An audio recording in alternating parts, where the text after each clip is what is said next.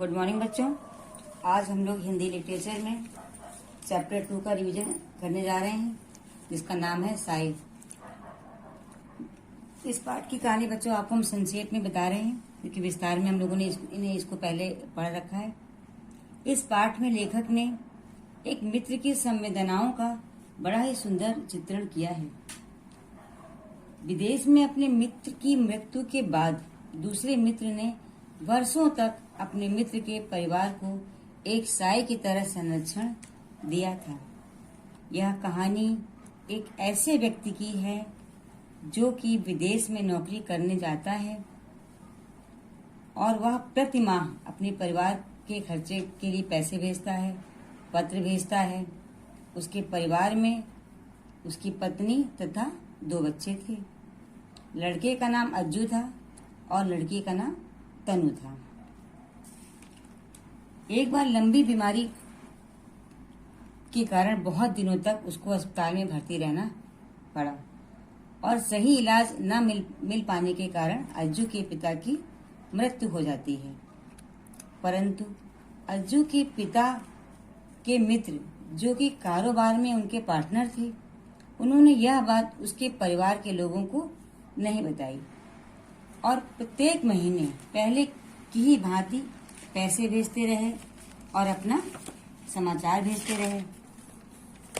उन्होंने परिवार को यह बात इसलिए नहीं बताई क्योंकि वो जानते थे कि परिवार में बड़ों का साया एक विशाल पर्वत की तरह होता है, जो कि सभी मुश्किलों में उन्हें सुरक्षित होने का एहसास दिलाता है। उस समय बच्चे छोटे थे और उन्होंने सोचा कि यदि यह दुखद समाचार उन्होंने उसके अपने मित्र के परिवार को बताया तो उसकी मित्र का परिवार बिखर जाएगा, उनकी हिम्मत टूट जाएगी और आगे जीवन जीना बहुत मुश्किल हो जाएगा।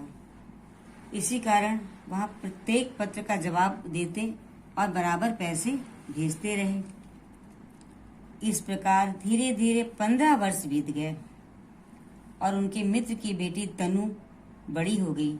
उसकी शादी का भी समय आ गया और उन्होंने उसकी शादी के लिए बहुत सारा पैसा, गहने, कपड़े सब कुछ भेज दिया और कह दिया कि शादी के दिन आएंगे। लेकिन जिस दिन शादी आई उस दिन उन्होंने यह बहाना बना दिया कि नया कारोबार शुरू किया है और उसमें मजदूरों ने हड़ताल की है, इस वजह से वो नहीं आ पाएंगे और वे शादी के दिन भी नहीं पहुंचे। तन्नू की शादी हो गई, तन्नू विदा हो गई और इस प्रकार अज्जू की भी पढ़ाई पूरी हो गई। अज्जू भी पढ़ लिख करके इंजीनियर बन गया, लेकिन वे अपने देश नहीं आ सके, अपने परिवार से मिलने नहीं आ पाए। फिर अज्जू ने एक बार सोचा कि उनके पिता इतने सालों से नहीं आए तो उनकी व्यस्तता है, तो वो जाकर के अपने पिता से मिल आए। इसी बात को सोच करके वो एक बार अफ्रीका जाने का विचार करता है और जब वो वहां जाता है तब उसको सारी सच्चाई पता चलती है कि उसके पिता की तो मृत्यु कई वर्षों पहले ही हो चुकी थी। तब उसे बहुत आश्चर्य होता है और वह अपने पिता के मित्र से कहता है कि उन्होंने क्यों नहीं ये बात उन्हें बताई।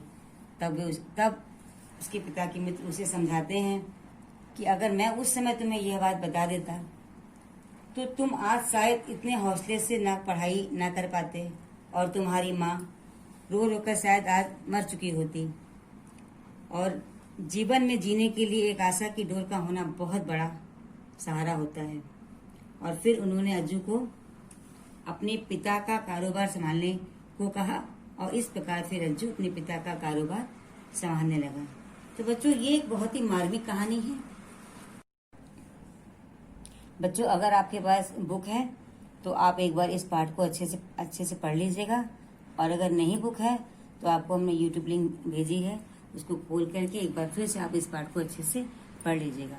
इससे संबंधित प्रश्न आपको हम देंगे जो कि शाम को आपको अपने टेस्ट पेपर में करने होंगे। ठीक है।